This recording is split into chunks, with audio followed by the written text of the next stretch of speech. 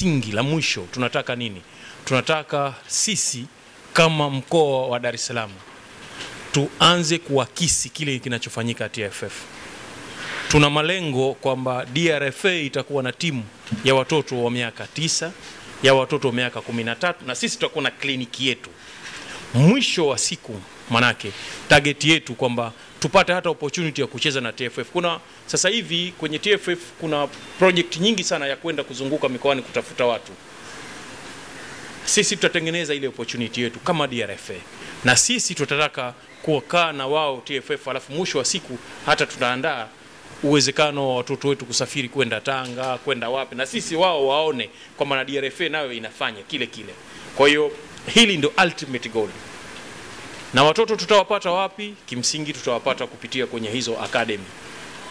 Lengo la msingi, kila mmoja hapa ni shahidi, amesema mwenyekiti wa hiki kikao kwamba hamna ambaye hana uchungu wa kupoteza haki zake kupitia wachezaji ambao wamepita kwake na watu wakaporo. Hatuna, DRFA haina lengo hilo.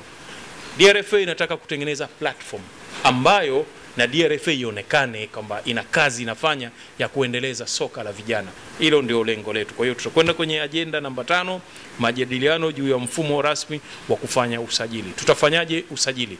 Najua hivi karibu watu wote walioko hapa wanao usajili. Lakini kuna wengine ambao hatunao hapa, ambao hawana usajili. Je, ndio tuwaweke nje ndio moja kwa moja? Au tuna wengine ambao tunataka kufanya umoja wetu wa Dar es Salaam, kwa sababu mwisho wa siku target yetu manake tutafanya mazingira ambayo whether yawe mashindano au iwe nafasi ya kutembea kwenye vituo kutafuta wale wenye talent au whatever, lakini sisi kama kikao hapa ndio tuje na hoja za mjadala ambazo DRFA kikaa, kamati ya utendaji ya DRFA kikaa ikiidhinisha yale mapendekezo yetu ndio yataenda kutekelezwa.